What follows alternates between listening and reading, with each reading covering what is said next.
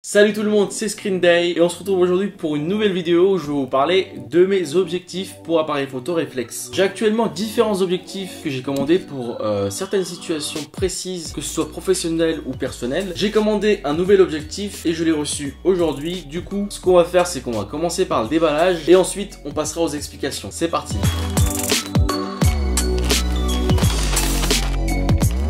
C'est un objectif de la marque Canon. J'ai pris particulièrement pour celui-ci un grand angle. Celui-là, c'est un 10-18. Jusque-là, mon plus grand angle, c'était le 17. C'est celui avec lequel je filme actuellement. C'est un 17-50 et c'est de la marque Sigma. Là, j'ai un 55-250 mm de la marque Canon encore une fois. Ici, j'ai un 18-135, toujours de chez Canon. Et donc, nous avons le dernier qui vient tout juste d'arriver. Alors, petit point sur la vidéo. Il faut savoir que je ne suis pas un professionnel de la vidéo comme on peut l'entendre. Je n'ai aucun diplôme, je n'ai pas fait d'études, je n'ai pas de formation certifiée dans la photographie. Par contre, je suis tout simplement un passionné qui a plusieurs années d'expérience et qui a su s'auto-former à travers des vidéos, que ce soit sur internet ou que ce soit sur des manuels. Dans cette vidéo, je vais essayer de vous parler et d'être le plus clair et le plus simple possible dans mes explications parce que je pense que la photo ou la vidéo, comme dans tous les domaines, ça peut intéresser beaucoup de personnes et donc je vais essayer de vous parler quand même un minimum photo, mais je vais pas vraiment rentrer dans les détails. Je vais vous expliquer un peu comment j'utilise ces produits, les conseils que je peux vous donner, pourquoi utiliser celui-là à ce moment-là et pas un autre, et vous expliquer aussi pourquoi j'ai commandé celui-ci d'ailleurs. Donc voilà, on peut reprendre notre vidéo. Je vais tout de suite l'ouvrir.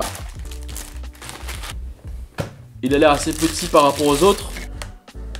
Comme je vous ai dit, je filme avec le Sigma actuellement. C'est de la marque Sigma, mais conçu pour Canon. C'est le 17-50 mm que j'ai actuellement ici. Par rapport au millimètre, pour vous faire simple, plus le chiffre ici est petit et plus l'angle sera grand. Plus le chiffre est grand et plus l'angle sera petit. J'ai maintenant commandé un 10-18. On aura un angle bien plus grand que le 17 que j'ai actuellement. Et d'ailleurs, je vais vous montrer l'exemple juste après. Donc là, actuellement, comme vous pouvez voir, je suis en 17 mm. Suivant les situations dans lesquelles vous êtes et suivant ce que vous avez envie de faire, c'est bien plus important d'avoir des fois un très grand angle. Je l'ai commandé vraiment pour les vidéos YouTube. Je trouve que c'est bien meilleur d'avoir un très grand angle sur les vidéos YouTube qui ensuite va me permettre au montage d'avoir une marge et de monter ma vidéo un peu comme je le souhaite. Je trouve que c'est très important ce point-là de pouvoir filmer d'une manière, de se préparer, et c'est pourquoi j'ai commandé cet objectif. Vous savez que pour faire les photos de paysage, c'est toujours mieux d'avoir un grand angle. À présent, je vais l'utiliser pour mes vidéos. J'ai rien d'autre à rajouter de plus à part le fait qu'il est magnifique. J'adore avoir du nouveau matos. Ce que je vais faire les amis maintenant, c'est que le 17-50 que j'ai actuellement, je vais le changer avec le 10-18 et puis vous allez voir tout de suite à quoi ça va ressembler. Donc là actuellement on est en 17 mm et attention, on va passer maintenant au 10 mm.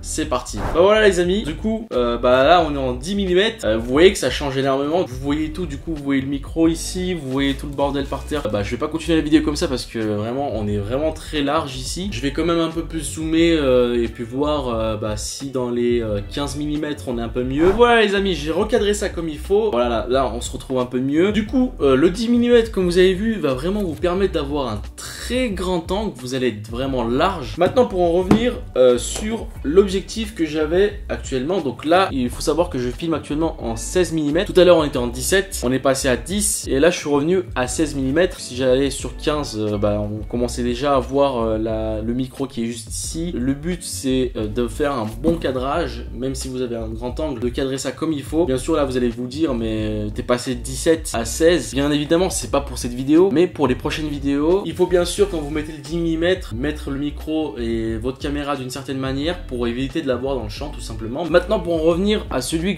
avec lequel je filmais actuellement, celui-là je l'utilisais jusqu'à maintenant donc pour mes vidéos. C'est celui que j'utilisais aussi pour les vidéos de mariage. Il faut savoir que j'ai longtemps utilisé le 18-135, c'était d'ailleurs mon tout premier objectif avec mon tout premier boîtier, donc le 70D de chez Canon, que j'utilisais donc la deuxième caméra plus rapprochée. Maintenant le 17-50 prendra sûrement la place du 18-135. Le 55-250 c'est mon objectif qui a le plus petit angle. Cet objectif je l'ai pas vraiment utilisé énormément. Il faut savoir que quand vous avez un petit angle, au niveau de la stabilisation de l'image, il faut vraiment faire très attention. Il faut vraiment essayer de stabiliser l'image au maximum. Pourquoi? Parce que quand vous allez avoir un petit angle, les détails de la vidéo vont vraiment ressortir mais beaucoup plus facilement, ce qui est logique d'ailleurs. Mais quand vous filmez en fait très rapproché, même avec votre téléphone portable ou avec n'importe quel autre appareil, vos petits tremblements que vous avez avec vos doigts, vous les voyez, ils ressortent vraiment très gros. En fait, vous les voyez très nettement à la vidéo. Bien sûr, il existe des angles bien plus petits, hein, suivant vos situations, comme je le disais. C'est très important de choisir vos appareils photo, vos boîtiers, l'objectif qui va vraiment tout changer sur un boîtier. En fait, c'est pas le boîtier qui fait l'affaire, faut savoir que c'est l'objectif. Et donc, c'est très important de choisir ça correctement. Franchement, le 18-135, c'est vraiment, je dirais, l'objectif idéal pour un début. Parce que vous allez pouvoir réaliser énormément de choses avec. Quand je filmais avec le stabilisateur et l'appareil photo, donc le boîtier 70D de chez Canon, je l'utilisais en 18 mm pour filmer un peu tout le monde, pour avoir un plan large. Dans les mariages, vous filmez en continu, il faut forcément avoir un grand angle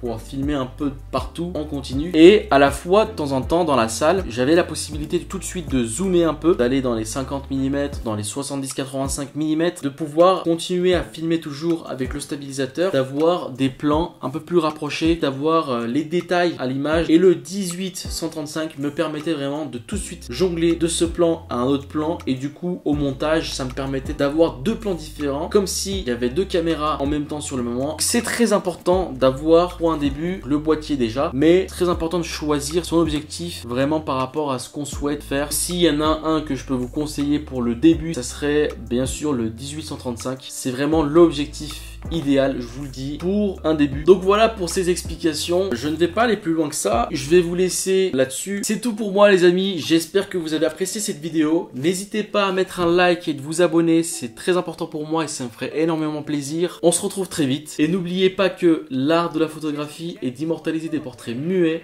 et d'en faire naître des portraits parlants.